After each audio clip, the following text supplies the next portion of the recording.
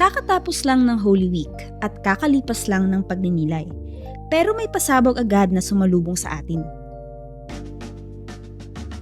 Nitong ikapito ng Abril, habang nagbabalik trabaho ang lahat, formal nang dumulog si Vice President Sara Duterte sa Korte Suprema para humiling ng isang TRO o pagpapatigil sa impeachment proceedings laban sa kanya sa Kamara. Ayon sa kanyang mga abogado, may mga depekto raw ang proseso at labag daw sa konstitusyon ang ginagawa ng mga mambabatas. Pero ang Easter surprise na ito, agad na sinagot ni Representative Terry Ridon at ngayon pati ni dating Senadora Leila De Lima. Sa isang matapang na pahayag, pinaalalahanan ni De Lima ang kampong Duterte. Ang SC o Supreme Court ay hindi Sara's Court. Hindi ito pwedeng gawing depensa para takasan ang pagpapanagot sa bayan. Gamitan natin ng logic at totoong resibo. Una, sinasabi ng kampong Duterte na hindi raw plenaryo ang nag-refer ng kaso. Pero may video footage noong February 23, 3:48 PM, malinaw na ang buong kapulungan ang nag-refer ng mga reklamo. Hindi lang ito desisyon ng speaker. Ito ay aksyon ng buong Kongreso bilang isang kolektibong kinatawan. Ikalawa, sinasabi nilang dapat may debate o deliberation muna bago i-refer. Pero ayon sa 1987 Constitution at sa kasong Gutierrez versus House, walang batas na nag-uutos na mag-debate muna bago dalhin sa komite. At noong araw na iyon, wala namang umalma o nag-object kahit ang mga kaalyado ng Vice Presidente sa loob ng Kamara na nahimik lang. Ikatlo, hindi rin totoo na nilalabag ang one-year bar. Iisa lang ang valid referral na naganap sa mga reklamo. Ang pagtatabi sa ibang complaint ay bahagi ng trabaho ng Committee on Justice para tukuyin kung alin ang may laman. Sa madaling salita, sinunod ng Kamara ang tamang daloy ng proseso at hindi ito pwedeng tawaging illegal para lang makatakas sa investigasyon. Hindi matitinag ang paninindigan ni Kong Terry Ridon at ang paalala ni Leila De Lima. Walang hihinto sa paghahanap ng pananagutan. Sa darating na April 14, asahan ang paglapag ng mga mabibigat na dokumento mula sa Ombudsman, BIR at SEC. Ito na ang sandali na mailalantad sa harap ng buong sambayanan ang tunay na estado ng mga pondong kino-question. Kasama pa ang testimonya ni Ramil Madriaga na magsisilbing susi sa mga katanungang ito. Huwag nating hayaan na ang pagtakbo sa Korte Suprema ay maging isang strategy para lang iwasan ang responsibilidad sa bayan. Gaya ng sabi ni De Lima, ang Korte Suprema ay naririyan para bigyang kahulugan ang batas, hindi para magsilbing shining armor ng sinumang opisyal na ayaw humarap sa pagdinig. Sapat na ang mga legal na palusot. Ang mandato ng isang pinuno ay nakabase sa integridad. Sa huli, ang boses ng katotohanan ang dapat mangibabaw dahil ang bawat Pilipino ay may karapatang malaman kung saan napunta ang bawat sentimo ng kaban ng bayan. May matindi na namang banat si Yusek Claire kay Sara Duterte. Oo. Napakatindi, masakit. Oo, parang ano daw irresponsable. Ay, grabe. Ano ka, bata? Maiintindihan ko kung bata di ba? Irresponsable ka, pero dahil teenager ka o baka mas bata pa, di ba? Baka ganon, maiintindihan ko yun kung irresponsable ka pa. Pero kung adult ka na, may mga bata ka na, may mga anak ka na, tapos irresponsable ka pa rin, ay grabe siya, grabe. Oo, mahirap yun. Ang pangit nun, men. Ang pangit. Sobrang pangit. Sobrang pangit nun, men. At saka balita ko, ano daw tawag dito, nanggigigil na naman daw sa akin ng mga DDS today. Okay lang, I'm happy.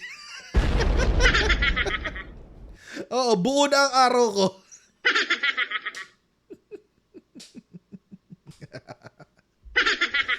Buo na ang araw ko, busit na naman sa akin mga DDS today. Always naman daw, sabi ni Ate Mishi. Always naman?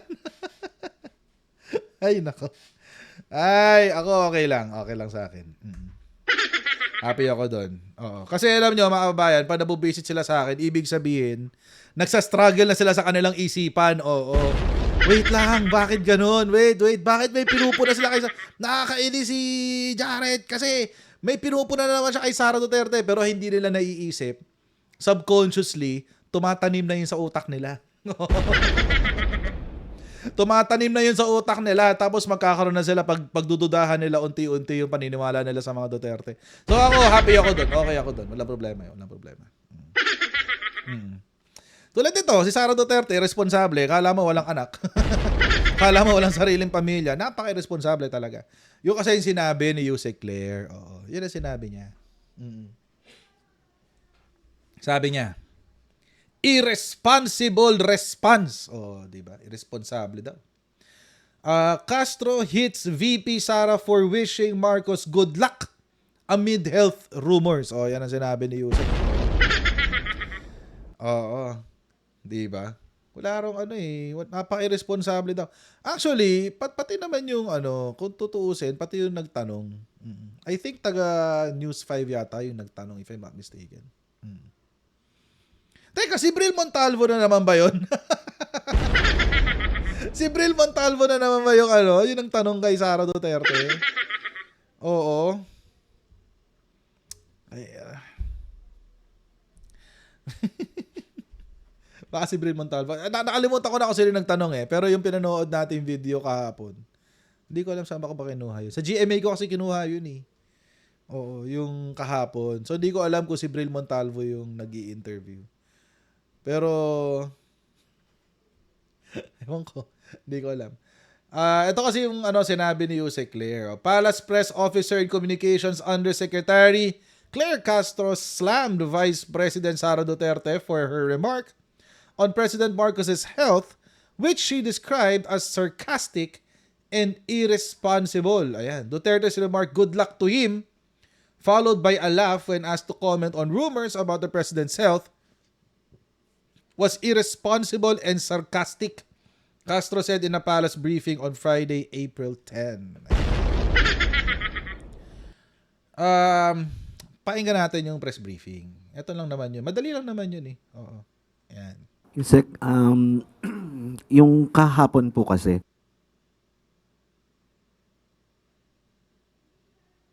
Tuloy mo. Kahapon po kasi,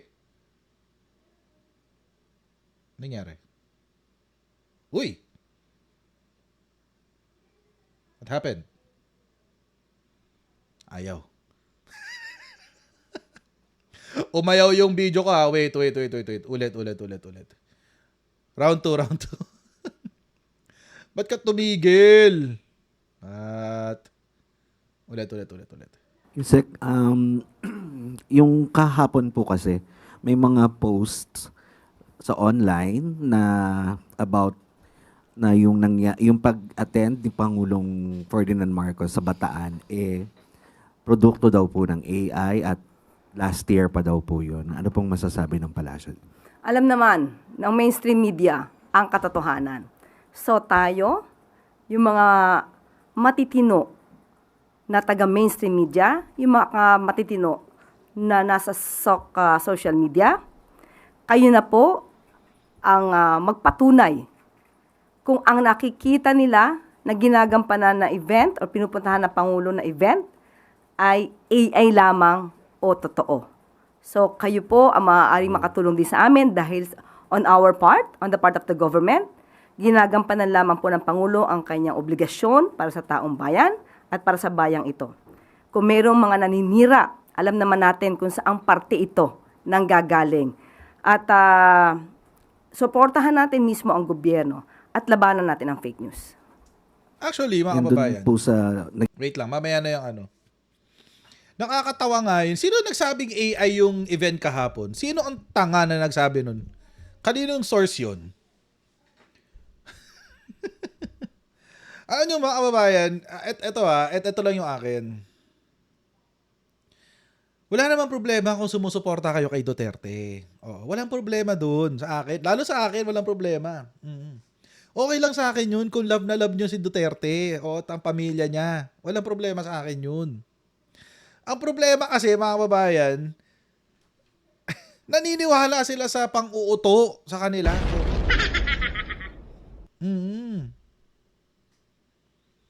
Naniniwala sila sa pang-uuto sa kanila. Well, ginagawa silang timang. Ginagawa silang timang. Alam niyo mga kababayan, sa mga hindi po nakakaintindi ng AI, ang isang AI video, mahal ho yan. Mahal ho yan. At hindi ho yan lumalampas ng, if I'm not mistaken, 1 minute. 60 seconds to mahaba na yung a minute and a half. Oo. Sa isang edit. Oo. Sa isang output. Kasi hindi ko alam kung ano kung nalalaman nyo yung proseso. Oo. Kasi 'di ba naalala nyo before nag-post ako ng mga AI videos na kay Sarah na kumakain siya ng pera, ganun, etc. So, ano yun? Yung ano na yun? Actually, hindi pa nga 1 minute, 10 seconds lang nga Oo.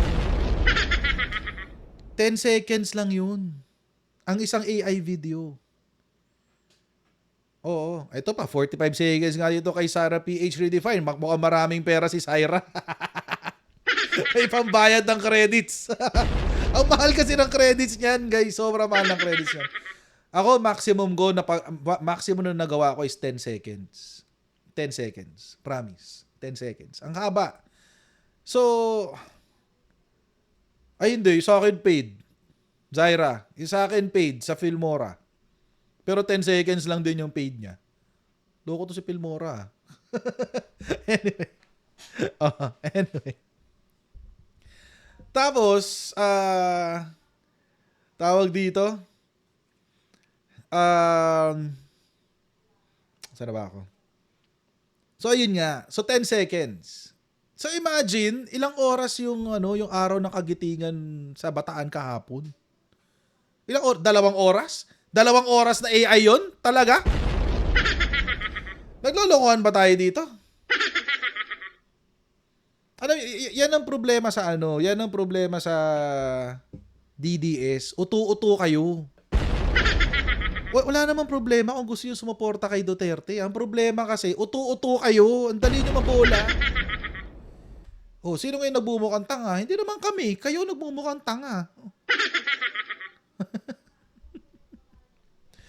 Tapos yung iba sabi, clone? Clone? Bata pa lang si PBBM, sinasabi nila clone siya. As in, teenager pa lang daw siya. Yung totoong BBM daw, namatay daw sa London, sabi. Tapos, sabi, nung umuwi daw from London, yung PBBM, hindi na raw siya yun. Clone daw ni PBBM yun. Naman. Ano ba kayo?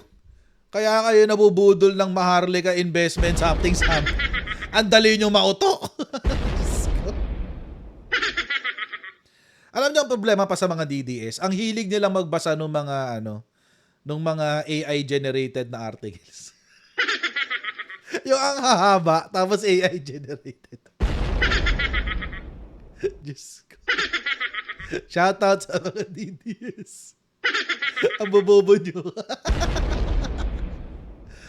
Ay, Diyos ko. Oo.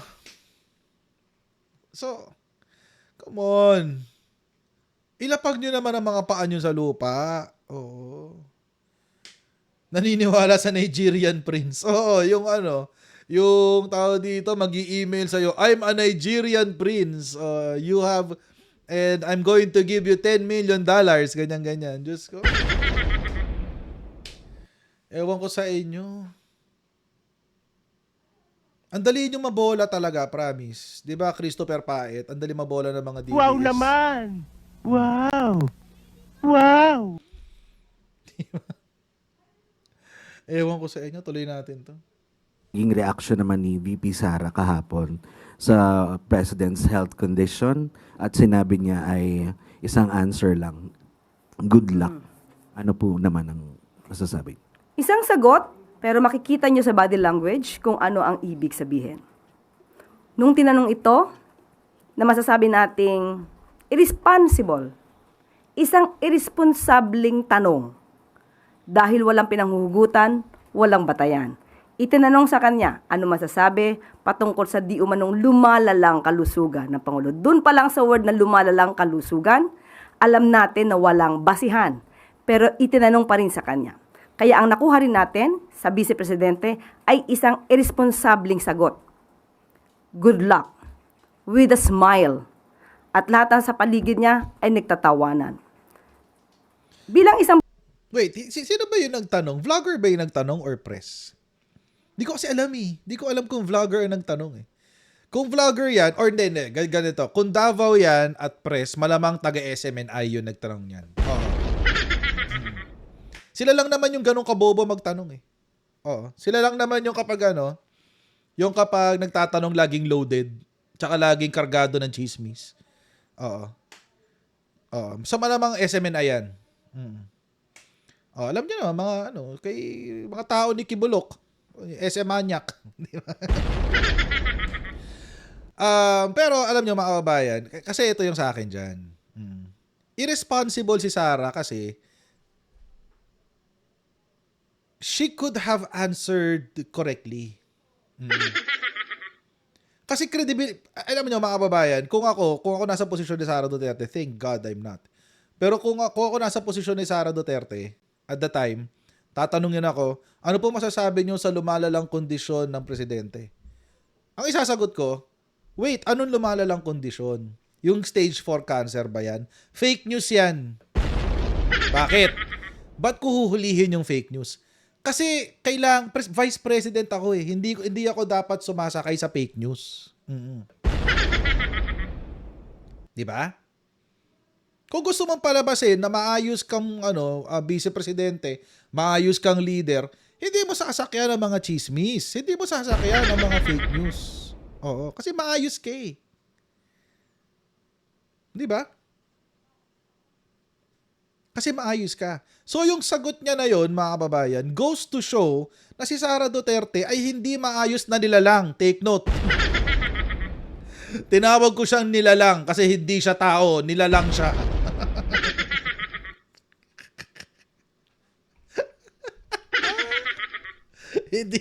hindi tao, hindi hayop, pero merong opisina. Sino? Si Sara Duterte. Isa siya nilalang. Oo, nagkaroon pa tayo ng bugtong tuloy. Oo. Diba? Kasi vice presidente ka. Oo. Kailangan i-project mo na ikaw ay isang maayos na individual. Yung klase ng individual na hindi sumasakay sa fake news. Kasi meron kang critical thinking. Matalino ka. So, hindi mo basta-basta sasakyan ng fake news. So, kapag ikaw tinanong ng ganun, sasabihin mo, wait lang, i-confirm ko yan. Siya ba talaga may sakit? Pag sinabing, meron daw pong stage 4 cancer, sabi ng mga sa social media, huhulihin ko yon. Sabi ko, ay hindi ako naniniwala doon. Totoo bang may sakit? Kung wala, edi good for him. O pwede ka pa rin naman magsuplado eh. Feeling ko wala siyang sakit. So kung wala man siyang sakit, edi good for him, di ba? Bahala siya sa buhay niya. Magsuplada siya. Oo. Pero at least nailagay niya yung sarili niya sa posisyon na kung saan malinis siya. Hugas kamay siya, kumbaga. Oo. Kaso hindi. Sinakyan niyo yung fake news. O di anong naging itsura? O di nagmukha siyang tanga. As usual, mukha na naman siyang tanga. Oh, as usual. Nga siya, di ba? Ang utak niya, ang laman ng uote niya, mga kababayan, By the way, meron pala nagtanong sa akin sa hindi niya alam kung anong Tinanong nga doon sa comment section yata sa YouTube. Ano po yung Ako nanonood ka ngayon, ang am ay yung pinaglutuan ng kanin. Yung habang mainit pa, yung bagong kumukulo-kulo pa siya, kukunin mo yung sabaw, yun ang am. Lagyan mo ng konting asin. Ayan, pagkain nyo na may sakit. Oo, yung hindi kaya yung solid food pa. Ayan, sabaw ng saing. Hindi niya alam yung am. Pero okay lang yun. Oo, yan. Gatas ng 80s baby.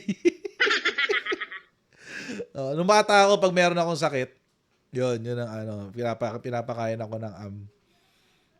Nalagyan lang ng asin. Oo. Yan. But anyway, ayun nga yun. Yun ang laman ng utak niya, am. Oo, wala. Tuloy.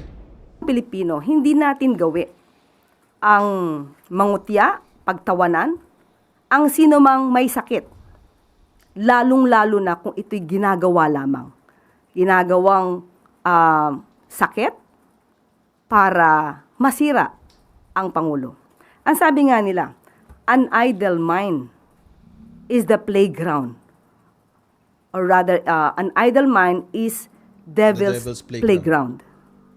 So makikita natin, tumawa, is that a last laugh mentality or mockery of misery?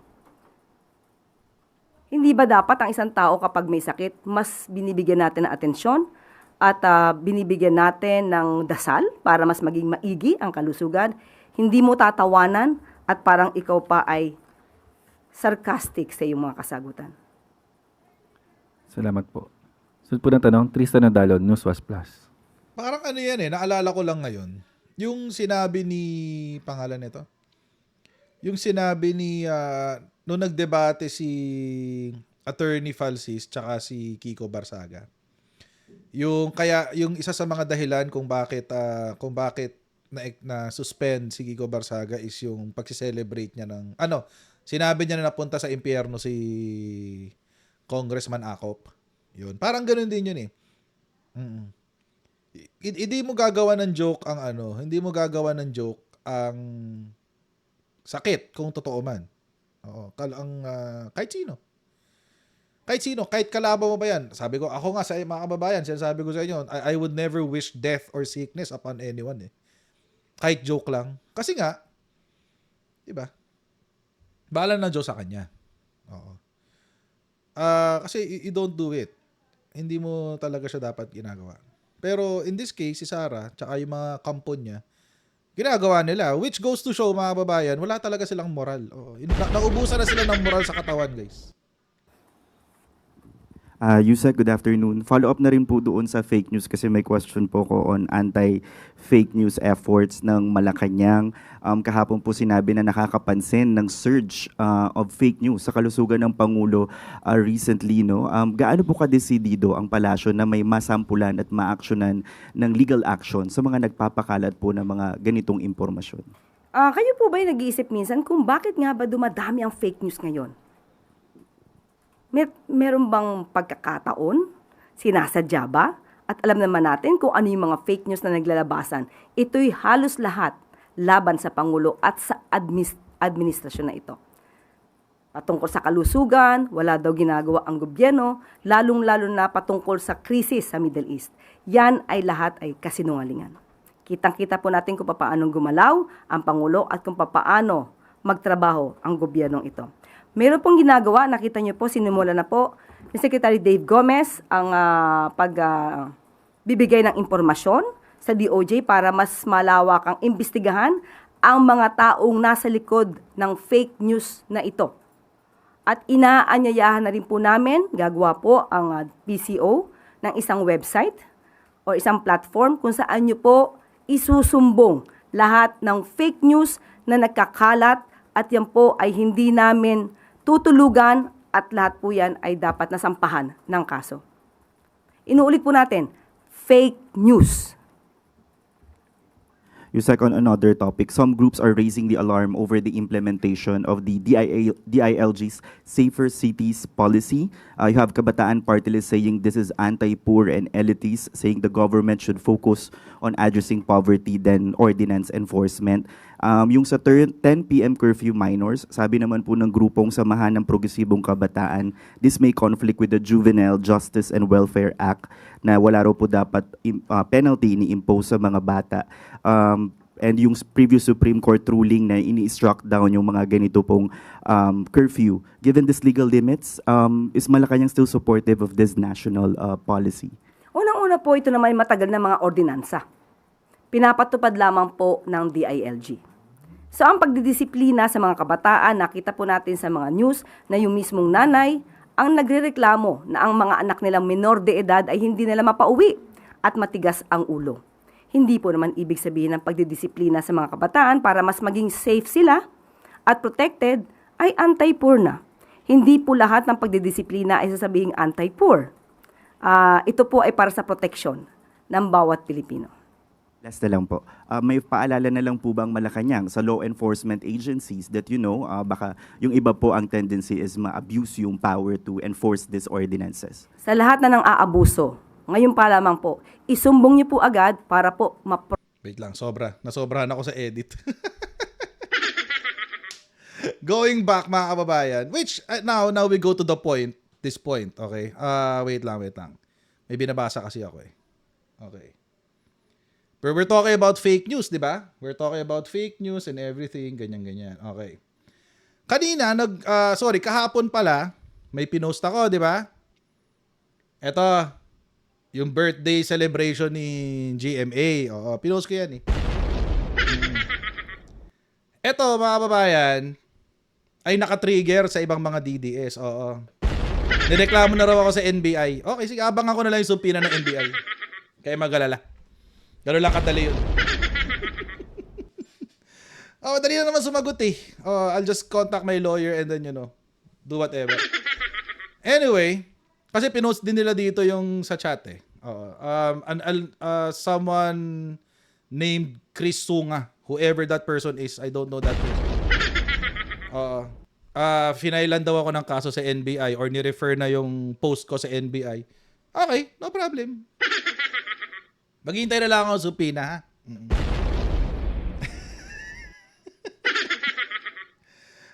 Maghihintay na lang ako sa subpoena. Ganun naman, yun naman yung legal eh. Maghihintay tayo sa subpoena. Hintay na lang ako. Parang may na-violate daw ako na data privacy, etc., whatever. Eh di sana hindi kayo nagpicturan. Alam nyo naman magli-leak yan. Excuse me. I posted it daw without his consent, whatever. Well, I got this from other people who also posted this on social media. So you have to sue everyone. Everyone who posted this. Pero naka-highlight yung pangalan ko. So I'm a bit do I feel special? Should I feel special? You are my special.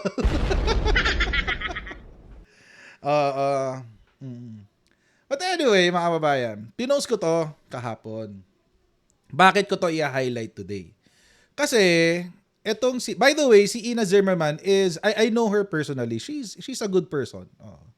That's what as far as I can tell her, she's DDS. Pero she's a good person. Hindi kami close, by the way. She's an acquaintance. May common friend kami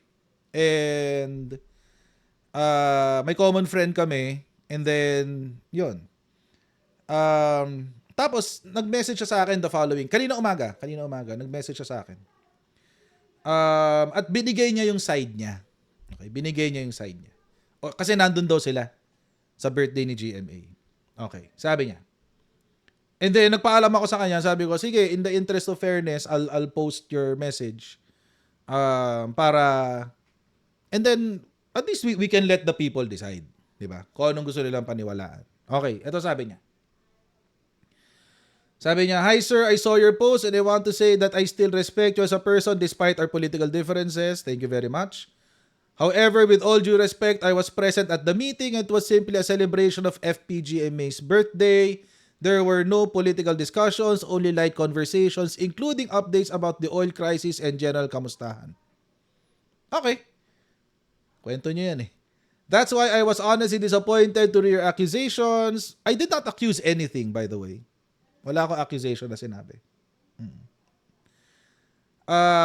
Although there were some insinuations probably, but there were no allegations or accusations.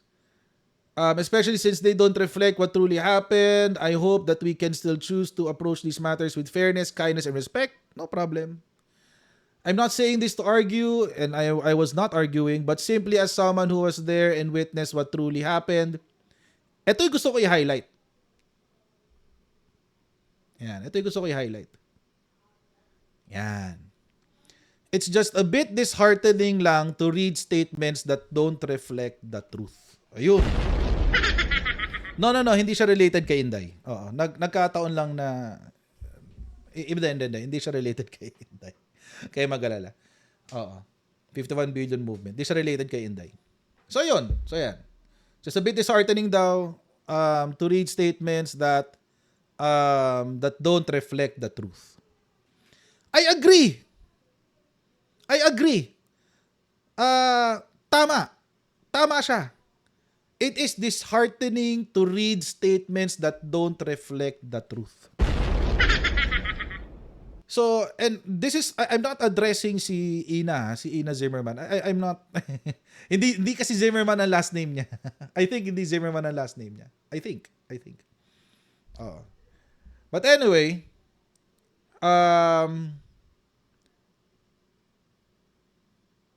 I agree to this point. Totoo lang. Pero sana, gawin nyo sa side nyo.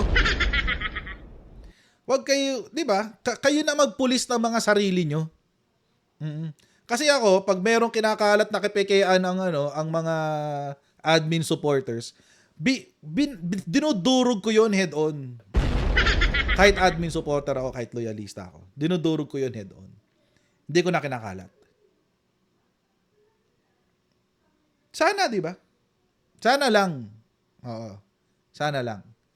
Na kapag may nakita rin kayo, nakapikean, tulad ng ikinakalat ng mga kasama nyo, masabi nyo rin po ito sa mga kasama nyo. Sana lang. Sana lang. Kasi, it is really disheartening to read statements that don't reflect the truth. And, sorry, nagkamali ako ng pinindot. And, alam nyo mga kababayan,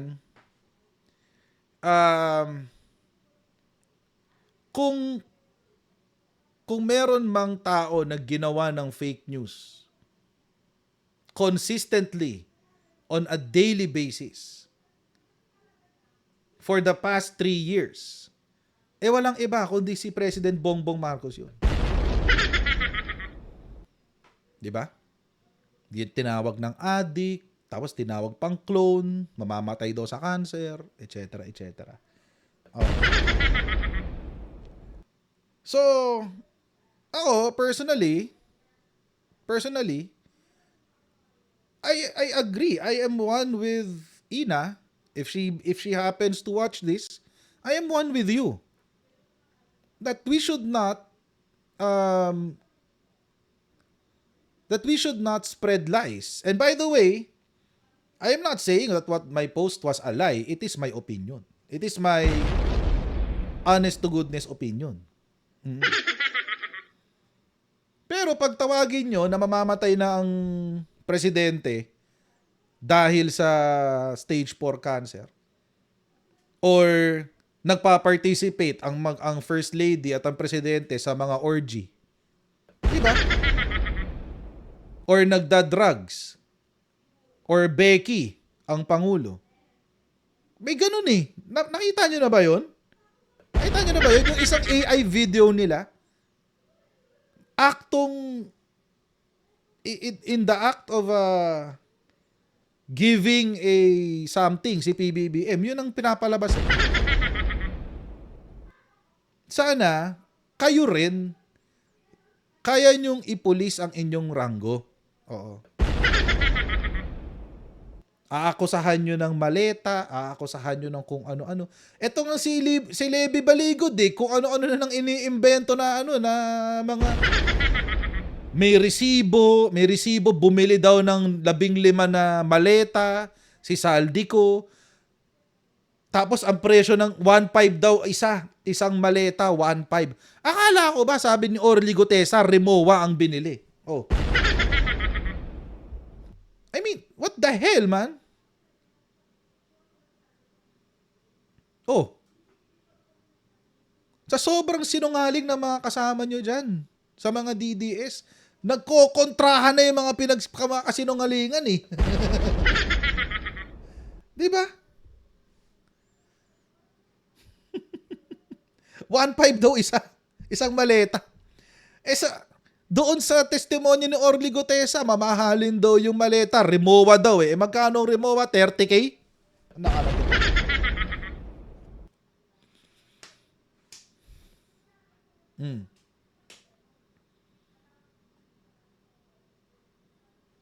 What the hell, man? So, ako personally, kung gusto niyo maglabanan ng facts, 'di ba? Labanan tayo ng facts. Pero kung gagamit kayo ng mga maduduming taktika, kayong mga DDS, and I'm not addressing Ina Zimmerman at this point, by the way. Kung gagamit kayo ng mga fake news, edi ibabash talaga namin kayo. Kasi peke kayo.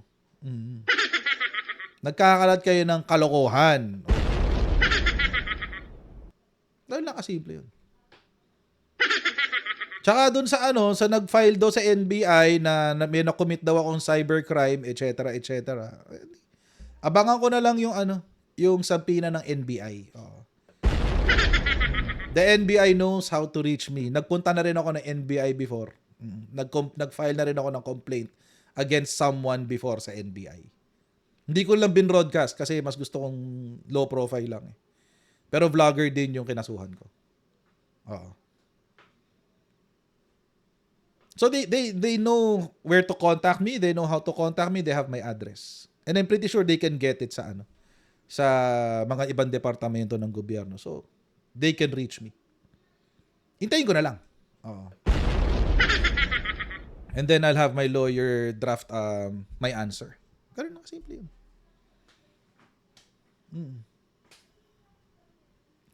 Daming sinabi, may data violation daw ng data privacy, etc., etc., whatever.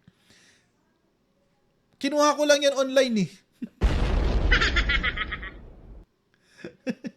Kinuha ko lang yan online eh. So, anyway. So, yun. Abangan ko na lang. Dali lang kasimple yun. Di ba? May nagsabi kanina, gayahin ko raw si Apo Lakay. I-represent ko daw yung sarili ko. Mayabang ako pero hindi pa ako ganun kayabang. Oo. Oo. Di ba? Sabi ni Manat, may data privacy pero posted online via public means. Well, alam nyo mga babayan, I will not telegraph my answers. Oo. Alam ko na yung sasagot dyan. But I won't telegraph it. Abangan na lang. Abangan ko na lang. Tapos, mag-abang din sila. Mag-abang din sila. Yan na lang kasimple yun. Pero abangan ko na lang. So mga kababayan, agad dito lang po muna tayo sa ating live stream today. Maraming salamat sa inyong patuloy na pag-support sa ating channel. Please don't forget to like, share, subscribe. See you tomorrow, guys. Bye!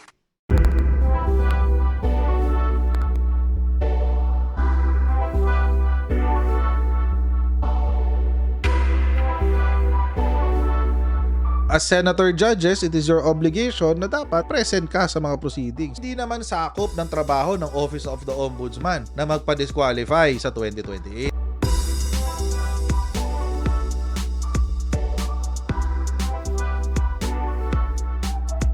I-identify na natin lahat ng Manchurian candidates. Tigil-tigilan na natin yung kalokohan natin.